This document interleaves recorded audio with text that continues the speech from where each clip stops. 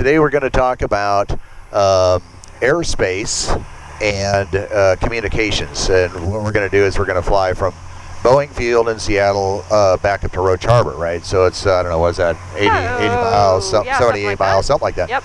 So, you know, when you're learning as a private pilot, you know, when you just look outside, you see air, right? But you don't see airspace. And what I'm talking about there is for us to be able to fly from here up to the San Juan Islands, which is an unpopulated area, leaving a populated area, how is the airspace set up? And first, what is airspace? So kind of what that is because you have big jets and you have small planes, right? Well, they don't want small planes mixing with big jets. So what do? They create an airspace that protects big jets from smaller airplanes. So what you're going to see is pretty much going out of here, there's a lot of airspace, and I'll show it to you, that protects the big jets going into the major airport, which is just up there on the hill, right? The other thing that we'll kind of get into a little bit is communications, and who do you need to talk to be able to use that airspace? And again, you have airspace that protects big jets, but like at this airport right here, it has a control tower at it. And because it has a control tower, there's airspace around this airport that we have to ask permission from the tower to be able to use their airspace. We can't just taxi out here and take off. There's a lot of smaller airports that are grass strips and, you know, paved as well, that don't have control towers, that you don't have to ask permission from anyone. You're just kind of looking around and talking on the radio, and I'll explain that later, but you're just basically talking to other airplanes in the air. But in this case, leaving Boeing Field, they have a control tower. So we had to, just to get out to the runway where we're sitting now, we had to ask a ground controller. We told them we were parked. We said, hey, we want to take off and we're going to be, you know, basically northbound. And they gave us permission to do that. Now we're sitting at the end of the runway and we're about ready to take off. And now we have to ask the tower if we can have permission to take off, right? So it makes all sense. It's controlled because there's guys landing.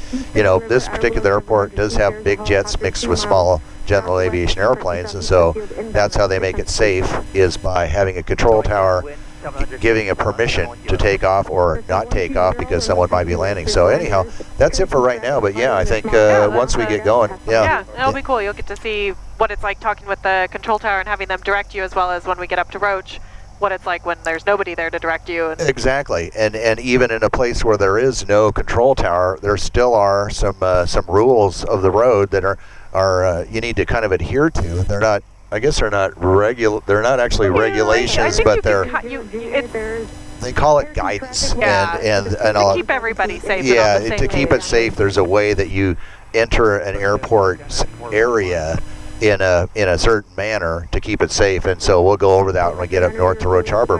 But yeah, for right now, we're just going to ask for permission to take off, and we'll see what they say. So we'll talk to you in the air. Okay, so one of the first things that they came up with, this happened after, I think, 9/11 is when they came up with this thing called a TFR. It's a temporary flight restricted area, and that's because they don't want planes flying over populated areas, basically sporting events, you know, and other things like if the president's in town and stuff like that. See this circle right here, this orange thing? We had to have permission from the tower to basically fly through that, because that TFR, temporary flight restricted area, starts right at the airport. That by her clearing us for takeoff, that gave us permission to be able to fly through there. And let's say that you're just flying through the airspace, you're over here and you're going to go this way. Can you just fly through a TFR? No, you can't. You can't. And so temporary flight restriction, TFR, that's what that's known as. Climbing out of here, like I was saying, there's airspace because there's big jets above us and they're coming in for a landing, right? They're overhead and they're going into SeaTac Airport. We just left Boeing Field. So what protects them from us, and what are the rules of the road, and how does that airspace work? Well, you can see there's all these blue lines right here. See these blue lines, 120, 118. Well, what the 18 stands for, the 100 means 10,000 feet, and the 18 means 1,800 feet. You just add 2 zeros to it. So right now you can see our little tiny blue airplane. That's us, the little jet guy. And you can see this little area that we're in and see the 18. That means that we can't climb any higher than 1,800 feet. So the question is can we go right up to 1,800 feet and fly there and be legal? Yeah, but we don't do that ever. You know, we're a couple That'd be a hundred. pretty big violation. Yeah, You don't want to get too close. you don't want to fly into it. You know, I know people that do that, and they say, well, it says 18. We're just not comfortable doing that at all.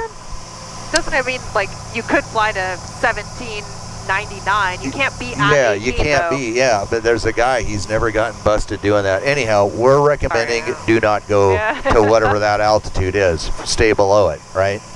I've never tested it because I don't want to get violated. I have zero interest in testing that theory. No, exactly. Because if we flew into that airspace without having permission to have flown into that airspace, that's called an airspace violation. And next thing you know, they know what airplane we're in because of electronics these days. They know who we are, who owns the plane, and all that stuff. And then all of a sudden, you're either going to get an email or a letter, or most likely radio phone, just on the radio. Hey, don't you know, they tell you like, hey, call this number when you land? Tower will tell you, hey, please, FAA wants you to call them. It's or exactly what it is, and the scary word is possible airspace violation, and that is, I've never gotten that call. She's never gotten that call, and by staying kind of clear of that and not having climbed to 1,800 feet, that keeps you out of trouble.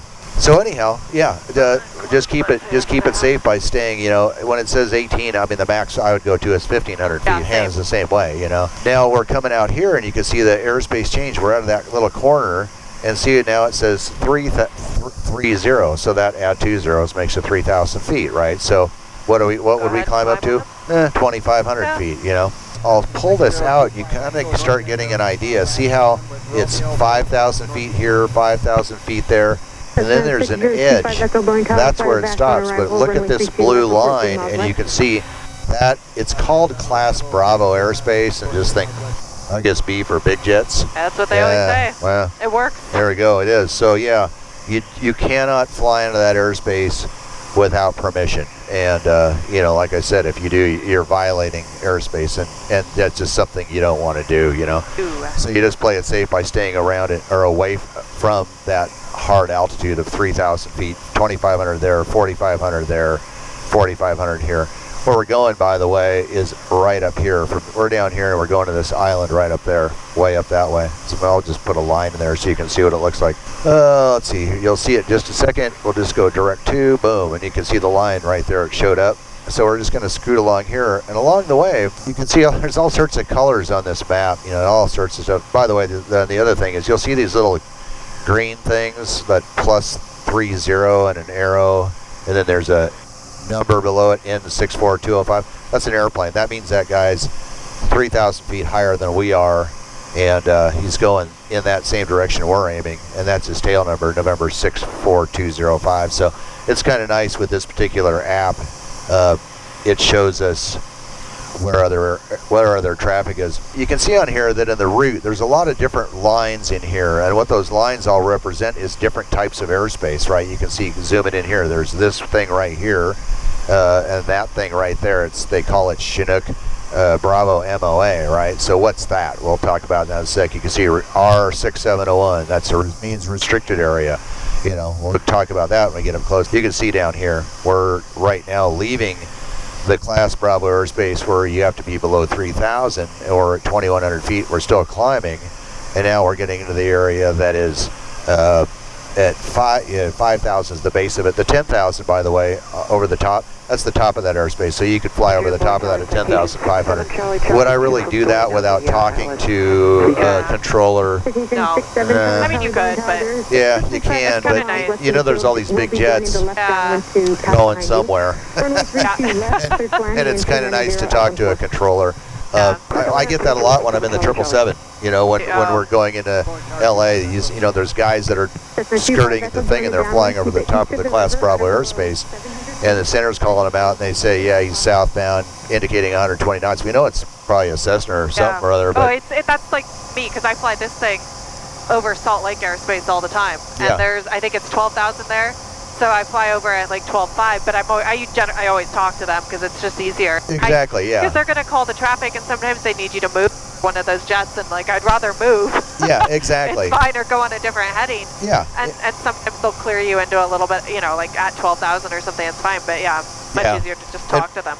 And both of us, we've flown enough together, or we've flown a lot together, but both of us are from the same school that it's easier to talk to a controller and help get guidance through this airspace, knowing where other aircraft are, because they'll point them out to you, right? Yeah. Because right now we're not talking to anyone. We just talked to Boeing Tower. We just exited their airspace, so we can switch frequencies now and talk to somebody else. I would say at the very least, even if I'm not going to talk to them, I always listen. Yeah. So I'll monitor that frequency, and I sometimes, if I'm like, let's say that Salt Lake example where I'm not maybe talking to them, but I'm listening, and I'll hear them call me out as like a traffic for that jet. So I know I'm also looking then as well. Yeah, it's just yeah. extra. That's exactly what it is. Yeah, exactly. So you just monitor the frequency or talk to them, either way. But yeah, I do the same thing. If you're flying by, like there's an airport up here that I go by all the time when I'm going northbound. It's called Painfield, where they build all the 74s and 777s, right? And I don't talk to those guys if I'm outside their airspace, because typically they're really busy talking to, hey, clear to land, blah, blah, blah, like example. that. But I just monitor the tower frequency, because I can hear if someone calls up and says, hey, Pain Tower, let's say I'm on the west side of the airport, and they call up and they say, hey, I'm 10 miles west. Then that's like, oh, okay, a heads up to me that, okay, there's someone out here that I need to watch out for, So, again, just monitor the frequencies or talk to the people. Either way, we do both, But you'll figure it out your comfort zone. But don't be worried about talking to controllers. I have that video on the website that was shot specifically for that. It's like 4 or 5 different flights, and it's cool because I've basically explained all the different types of airspace and what exactly you need to say to the controller to be able to use that airspace, and then also what you're going to hear back. There's only so many things they can say to you. So basically you're asking permission, can I use your airspace? And then they're going to say yes or no. Yeah. And if they say yes or no, it might be contingent on something like an altitude restriction, meaning they might just come back and tell you, okay, yeah, you can use my airspace, but maintain 2,500 feet. That would be the contingency, right? So, but anyhow, that's why I shot that video. It's on the website. You can always ask them for clarification if you don't understand something. Exactly. It's like they don't. I used to be so scared to ask them questions. Yeah. Especially if you're a private pilot or student pilot, you can get back on there and just say student pilot, and then they're really nice to you. They are. Yeah, they're really nice. Yeah, no, I was terrified when I was a student pilot. I didn't want to talk to anybody. Yeah. One time, a guy gave me super confusing directions about something, and I said, I say again, student pilot, and he got back on and he just said, maintain your present heading. I'll tell you when to turn. Yeah, okay, that sounds good. And that's what it is. So they're very nice and understanding. And exactly. And then, like, she brought up a good point that when you say student pilot, I see this guy down there. We got an airplane off to the side. I've been watching him, but he's going to go behind us. Yeah. I have it on my iPad app, but Hannah has it on her fancy glass right here. She's looking at that, and I'm looking at this. But anyhow, so a couple other things. Now, let's take a look at this little chunk airspace right here. See how it says P51? These are the nasty ones. Never fly into these. P means prohibited. And boy, you do not want, there's not many of these in the United States, but this is a submarine base, nuclear submarine base with missiles, I'm sure. And they do not want you flying into this airspace, period. But let's see what find out, more information. You push on it, see how it says P51? The details, boom, what's it say? P51, upper limit, the top of it's 2,499 feet. So, can we fly over that at 2,500 feet? Well, it says 2,499, right? But, you're right on the edge. No, again, your gear might be dragging 2 feet lower that day. I just wouldn't mess around with going right on the altitude of what the top is. Again, add some altitude to it, a couple hundred feet, keep yourself safe. But basically, prohibited areas are the do not fly. You cannot go into that airspace, period. You can't get permission to get permission to fly into that, you'd have to write a letter to the FAA. And they're still going to say no, because they're going to go, why do you want to go in this? It's national, national security. Unless you had an emergency. If you had an emergency and that's the closest airport. Right, I mean, and that's an excellent point. I mean, that is. You could go for it, but you'd have to be ready to explain yourself later. Yeah. It better be a real emergency. Your engine better actually have no oil and they're gonna ask 3 cylinders that are destroyed, because, otherwise, But if it is, yeah, use that. If that's an airport, use it. I mean, if you're it is, yeah, for sure, yeah. And then let's say that there's a piece of, let's say this is all timber in here, and there's no place to land, and the only place to land is this little patch of stuff there. Yeah, you can fly into it then because you've declared an emergency. When you declare an emergency, that just changes all the rules. Yeah, exactly. Do what you want. And but yeah, I think if you unintentionally fly through this, let's say it's just kind of bad weather and you're scudding or flying around clouds and you clip the edge of it, can you get busted for that? Yeah. But will they throw you in jail for that? No, they won't. But I think there's 3 different types of fines. One's just basically they'll reprimand you. The worst is, I think, a year in prison. I think that's what it was, something to that effect. I looked at it earlier, but I don't really worry about what the penalty is for flying in those I don't know what the penalties are because I just was like, I'm never doing that. Yeah, I'm not going to be anywhere near those things. And so you don't have to become a lawyer, figure out the legal briefing before you take off. But so anyhow, so there's that. Now check this thing out. We're in a MOA. Ooh, we're in an MOA. And what's MOA stand for? Military Operating Area. Exactly. And so if it's a military operating area for 10 stars and 3 gold points, what do you think? What do you think MOA? What happens in a military operating area? Military traffic. Yeah, military traffic. Right? A lot of training usually, right? Yeah, military training. Yeah, exactly. They're going low and really fast. Yeah, exactly. And so how do you determine, when they use that? How do you determine if it's active? And how you determine that is by contacting the person that controls that airspace. In this case, this airspace belongs to a military airspace north here called Woodby. And I can also push on that Chinook Alpha MOA, and it has all the information right here. And it's activated by NOTAM, and a NOTAM just is nothing. It just means notice to airmen, NO, notice, TAM, to airmen.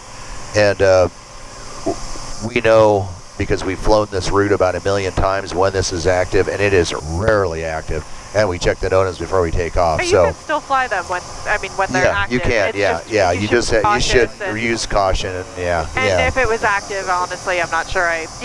You might just go around it, but you can't legally do it. Yeah, you can go through it without permission, even if it is active. But just know that there's probably going to be some high-speed military traffic in there. I think what they used to use this for, they don't really use it anymore, but they used to drop sonar buoys in here. That's cool. Because guess what we have right down the road? Submarines. Yeah, so the subs would come out. These guys would bing and try and find them.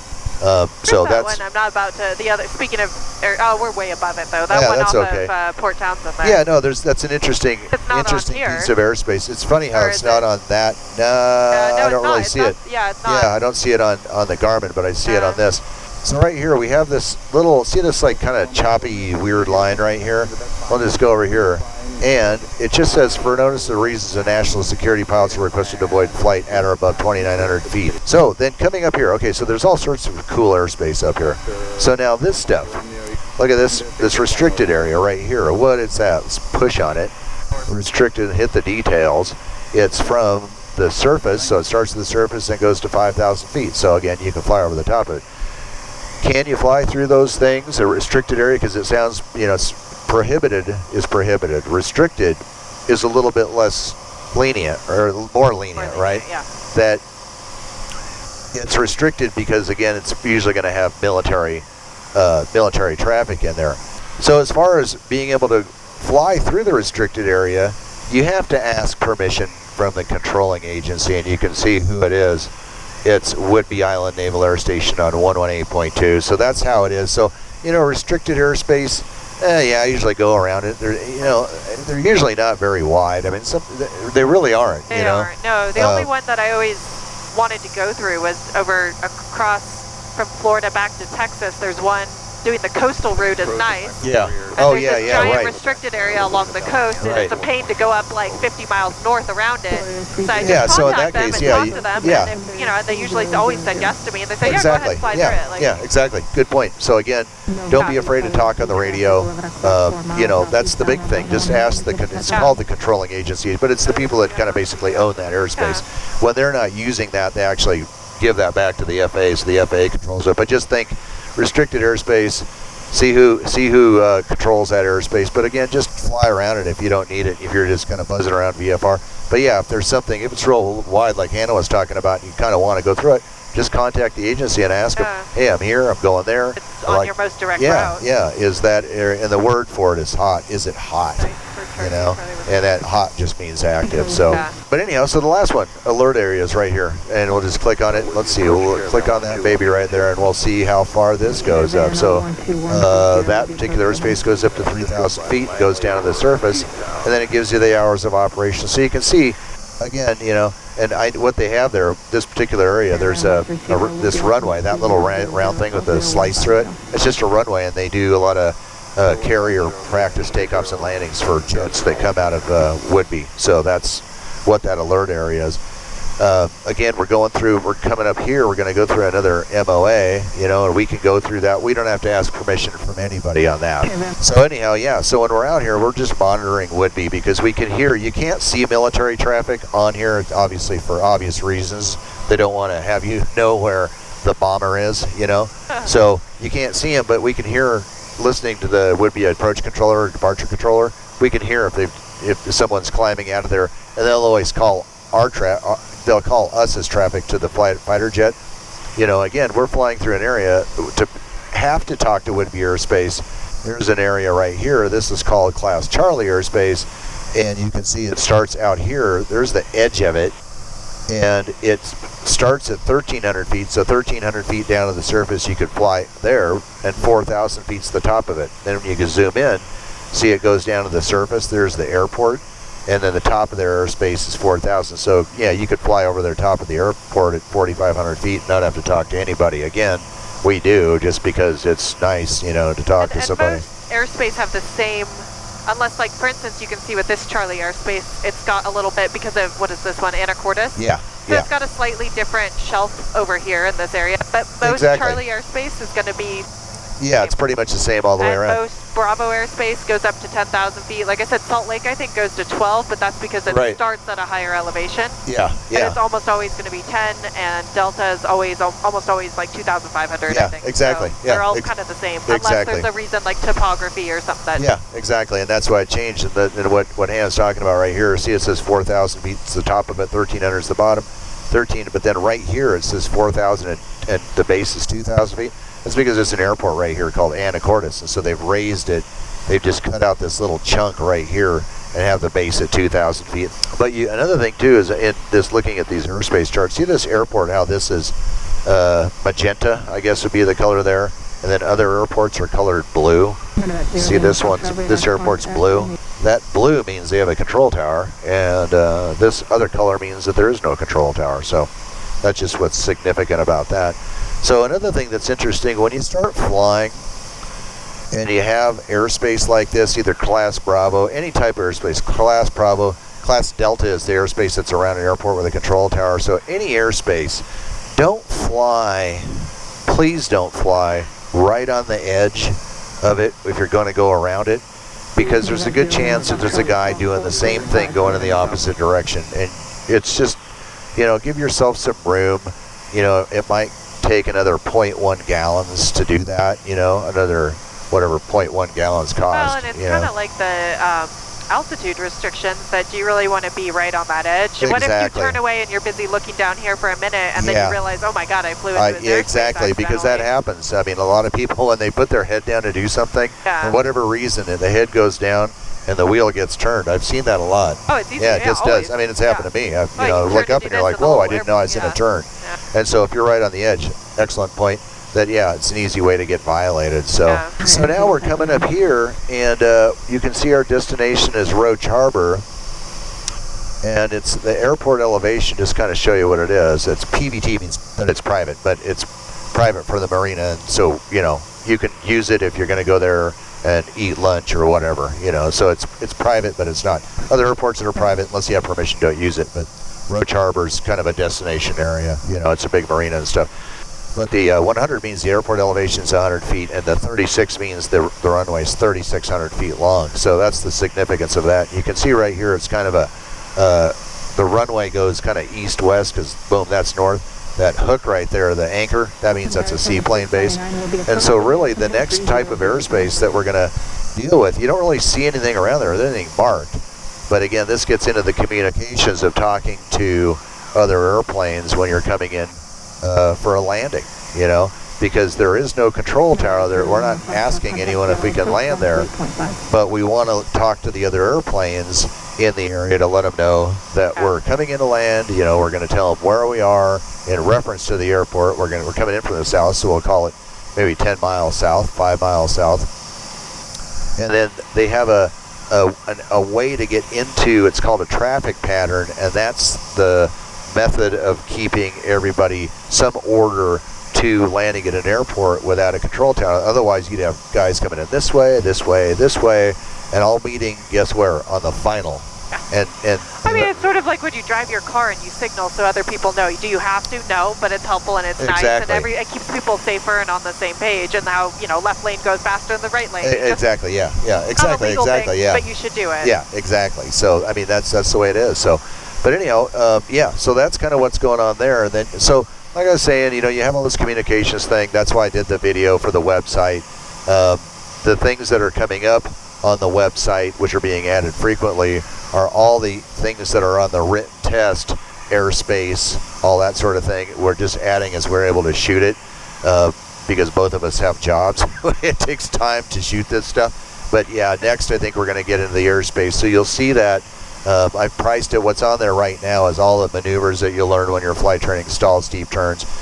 Basically every kind of takeoff and landing, which would be a normal, short field, soft field, you know, landing on grass, all that kind of stuff. And just a wealth of information about what you're going to learn on your, as you're taking flying lessons. And again, you know, not floating my own boat. I guess I kind of am, but people are, the comments I get back, and I got about 3-4 comments yesterday saying, this thing really helps supplement my flight training. So what they're saying is before they go take a lesson, they watch the video on the takeoffs and landings of the slow flight, learn how it's done, then they go jump in the plane of the instructor, and the instructor's like, I haven't even taught you this, but you seem to know how to do it already, which is really cool, you know, to know what you're going to do. Because otherwise, when you know, it's happened to both of us when we were learning how to fly. You go to the airport, and the instructor starts talking about, you know, angle of attack and all sorts of weird stuff, and you're like, it just goes right over the top of your head. That's a lot you're of like, overwhelming. Yeah, it's like, I don't even know what you're talking about, dude.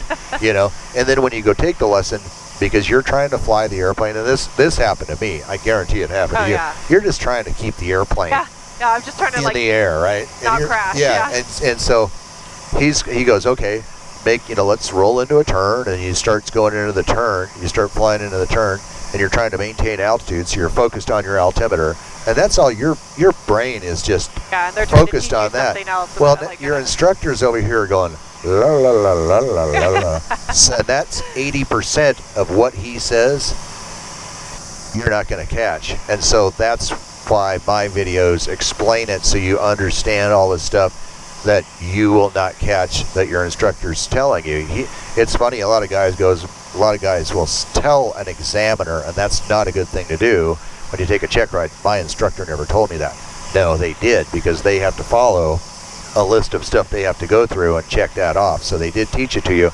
Don't throw your instructor under the bus. Very uncool. Yeah, I mean, that happens to a lot of instructors, and it's really unfair, because then the examiner, the FAA examiner guy, kind of jumps on the instructor's ass, and that's just not cool at all. So yeah, just again, you know, if you can supplement it, that's why I did this thing, and it's priced right. It's cheap. It's like $10.95 a month. I mean, I'm not charging $300 for it, you know. So use it while you're learning how to fly, you know, and then just unsubscribe. And it might cost you $30 or something like that. But yeah, it's worth it. So anyhow, now we're coming up. Let's talk about the how we're going to get into this. So we're coming up to this Roach Harbor, right? I might make a radio call. Yeah, exactly. Go ahead. So island traffic, Cessna 941 Delta, 7 miles south of Harbor, descending out of 3,500. So, okay, so we're coming up to Roach Harbor. We're descending, and so what's the order of how to get into an airport that has no control tower? First, there's no control tower to tell us what the wind is, right? So this is old school. So how do you determine the wind direction, right? When at an airport, every airport's got it. It's a windsock, right? but we can't see that from here, even though I have eagle vision. Maybe not, that's why I'm wearing glasses. But anyhow, we can't see it from out here, so the only way we can see it is to fly over the top of the airport, right? So when you're coming in, you can see that the airport elevation is 100 feet, right? So you add 1,000 feet to that, so that makes the traffic pattern at altitude 1,100 feet, right? You agree with that? I concur. Roger that. Roger. So we agree on that. And so, but you can't, we need to go look at the windsock. So what's the rule? You know, what's the guidance? It's not a rule, it's just guidance, you know, recommended. Ready, Harbor Water traffic, And what they're saying is, they're saying fly 500 feet, at 500 feet higher than the pattern altitude. So pattern altitude's 1,100 feet, we add 500, boom, 1,600 feet. We're going to fly over the top of the airport at 1,600 feet. But Han will make a radio call and say, hey, we're over the top at 1,600 feet. So that's the plan there. And then so everyone knows we're over the top of the airport at 1,600 feet. And they know what we're doing because we're looking for the windsock. You know, in this particular airport, it's really kind of funky because they have one on that end and one on that end. And a lot of times they're both aimed each in the wrong direction. And when you land, it says that you're supposed to land that way because of you want to land into the wind. And a lot of times you get on the ground, and what it looked like a headwind when you were over the top of the airport, by the time you get down and land, it'll switch to a tailwind. The winds here are really weird. So anyhow, we're coming up to over the top of the airport, and I'll let Hannah make the radio call. Approach Harbor traffic, Cessna 94901 Delta over the top of the airport at 1,600 feet. Boom. See how that works? And then remember, because we're VFR, you know, we're always, even though we can see airplanes on this electronic thing, doesn't mean that we're going to see them, because not every airplane has the electronic transmitter that's needed to be able to see it on this. So you're still looking out when you're flying around. What's it look like? Direct crosswind. That's awesome. Just want to let you know, coming over the scenic. So he might not be there when you get there. Yeah, I like it. What we're doing is going out of the traffic pattern area, and we're going to start the descent to get down to 1,100 feet, because you want to enter the traffic pattern at pattern altitude. And the reason for that is you don't want to descend into the pattern, because if someone else is in the pattern at pattern altitude and you're descending like in a low-wing airplane, you can't really see really good what's below you. It's happened a lot where guys have descended on top of other guys, and you know what the outcome of that is. It's never pretty. So now, because we're going to land to the east, we're actually going west now, and this is known as the downwind. And the runway is runway 7, so what you'd say on the radio is, well, let her make the, sorry for all the chatter on the radio. But Approach Harbor traffic, Cessna 94901 Delta, and a left downwind for runway 7, Roach. Bingo, that's what it is. Roach Harbor traffic, because again, we're not talking to any one airplane. We're just talking to traffic, means we're talking to any traffic around here. Skyhawk, or Skyline 9491 Delta, which is this plane, left downwind for runway 7. So now we're on the left downwind.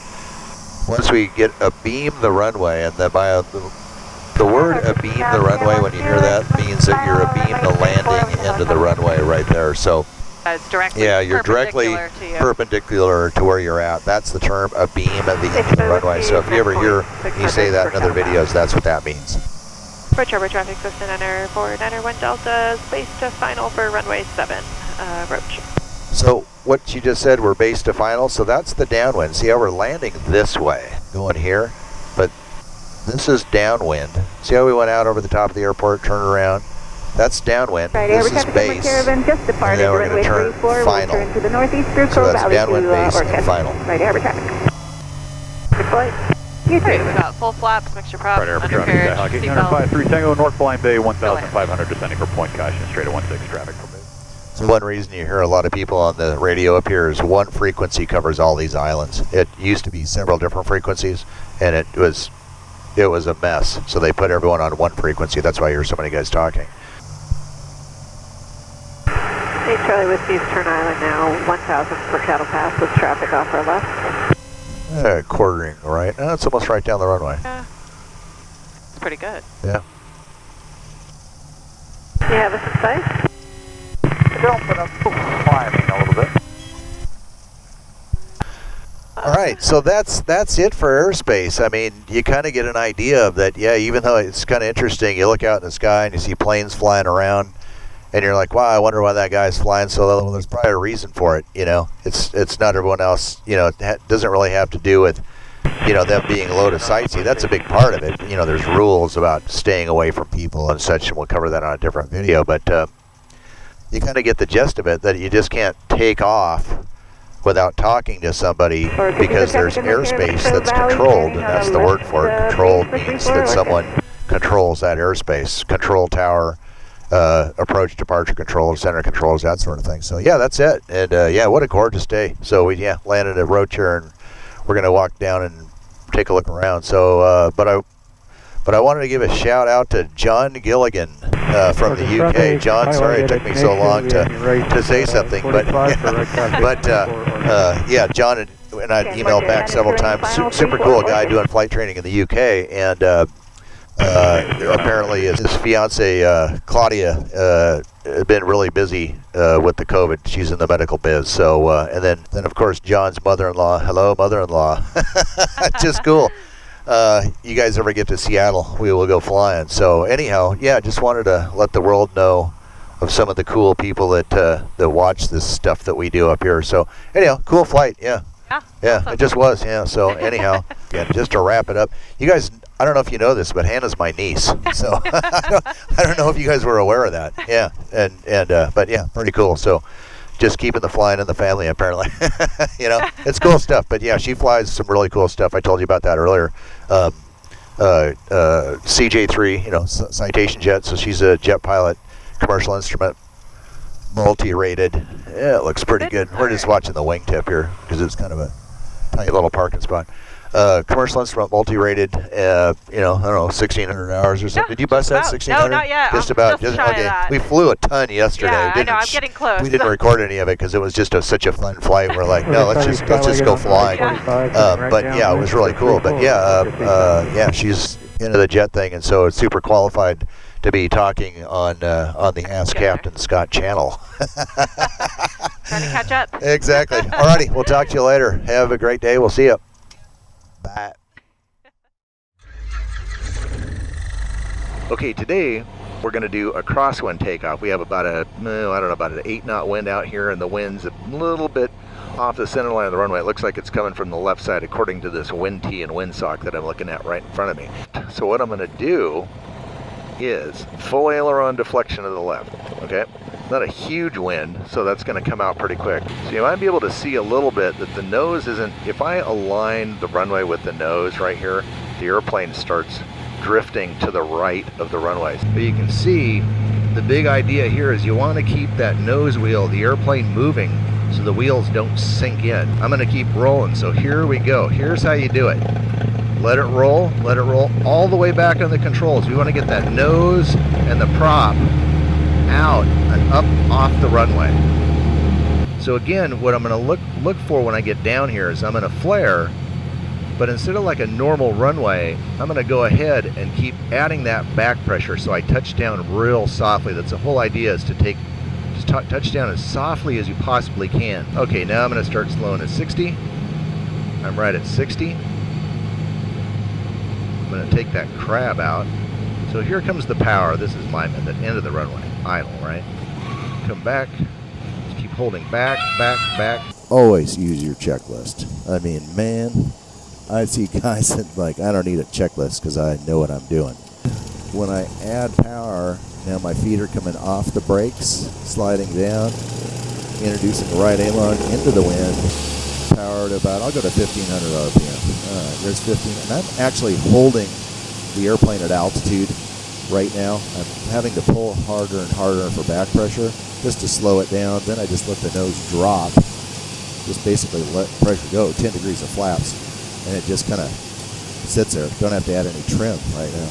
So you notice that we're not really lined up. The nose is pointed to the right of the runway. And so what I'm going to do is when I come down here, it's technique number 1, and this is how you do it in the kind of 777, 747 thing. And I'm going to go ahead and start reducing power because I want to aim for about 65. It's a little breezy, so I want to have it carry a little extra speed. So, okay, nose is to the left, nose is to the right, nose to the right. Now I'm going to just left rudder, go to idle. You can just feel that wind just blowing us down here. You can't see it on video. I can certainly feel it here as I make that turn. I can feel that wind just blowing me that way. Now look at this turn. It's a 30-degree bank turn, but man, I am getting blown. Now the wind is really, really picking up. Look at the airspeed. It's all over the place. I'm going 80 to 70. 80 to 70. I don't like this at all, man. Carburetor in. Okay, go around. We're out of here. It's not worth it. You know, why land? And, you know, they always say that the runways behind you isn't worth anything. So, okay, here we are. We're lined up. We're going to go to max power. Check the engine instruments. Off we go. 60 knots right there, right there. Letting the speed come back. I'm going to idle. Pull the nose up. Now in this situation, we're a little high. The wind's coming out of the north. That means this way, right here. We're a little high, right? Look at this. Right pedal, full right pedal, left aileron. That is a slip. So I'll show you right here the effectiveness of this is alone by itself without any braking. Here's full right rudder and there's full left rudder. That's with my feet on the bottom of the pedals. They're off the brakes. I'm not using any brake in that turn, and see how shallow that is. So I'm going to actually go this way and we'll just turn around that way. So okay, I'm adding power, full left brake, full left rudder, and we'll straighten it out. Okay, so we're going to now add a little right rudder, right brake. Okay, we're only going to turn around on this taxiway. So wind's on my tail, and this is going to be my highest ground speed. So this first turn that I'm going to make is going to be my steepest. So now we're coming up with this S-turn, and what they want you to do is, you got this road north-south, we're on the downwind, we're entering on this thing on the downwind. They want you to cross the road with the wings perpendicular, meaning road's this way, the wings are this way, right? Okay, so we're going to cross this road, we're maneuvering speed, we're on the downwind, so let's use this train track instead. We're using the train track because I'm a train junkie. Here we go, cross the train track, just crossed it. And the whole idea behind this maneuver is to make a circle, nice circle, right? To maintain an equal distance from this ground reference point. And this maneuver is just called turns around a point. So what can mess you up real bad is if you have a big wind. Advise on this contact, you have information November. Okay, it's information November, and we're going to be northwest bound. So I'm going to call the ground control. Deploying ground, Skyhawk 942 and Echo, southwest parking, northwest bound with November. 9421 Echo, traffic joining 1 mile final, King Air, running 32 left, Bravo 10, line up and wait. Okay, line up and wait, 32 left, Bravo 10, Sky 2 and Echo. So this line up and wait, it's not a clearance to take off. It's just line up and wait. But when the controller gives you a line up and wait, they have to tell you where the traffic is that's inbound. So I have all my lights on, transponders on.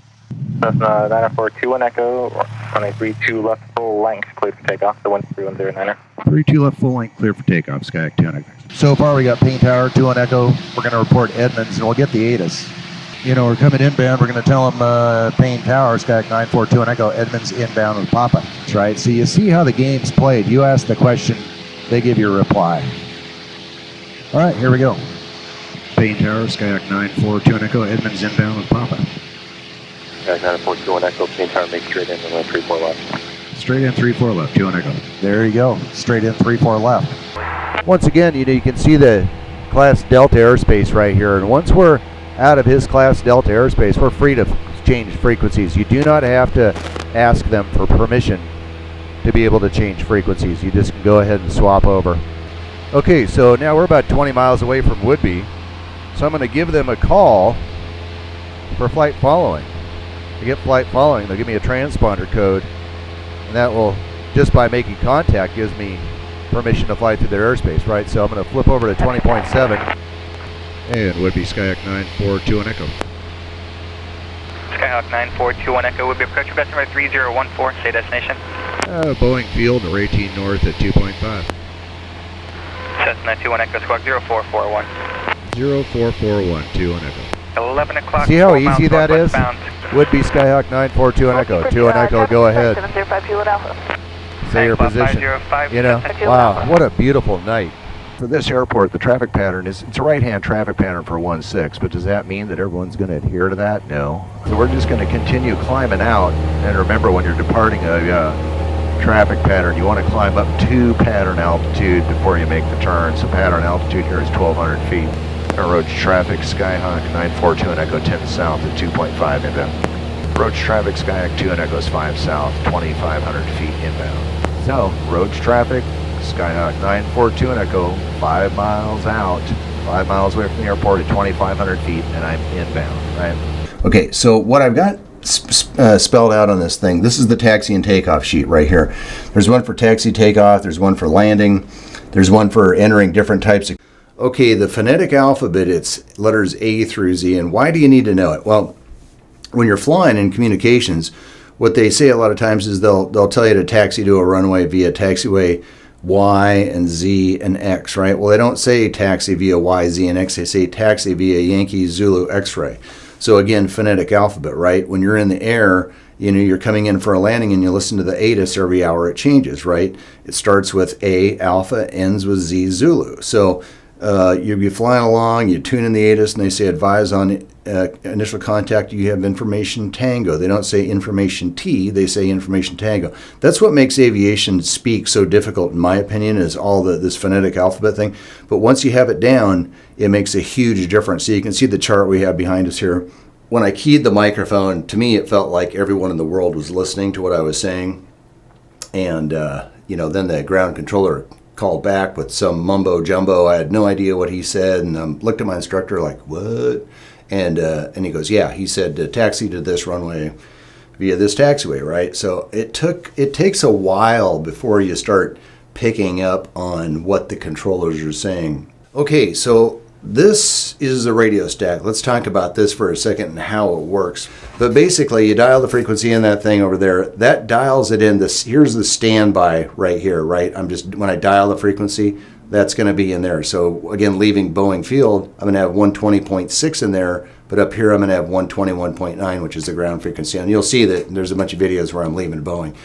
We were talking about that mode C veil, right? So you can see it in this picture right here. See this line that comes down right here? It's a big circle that goes all the way around, it comes all the way back, goes all the way up there and comes down.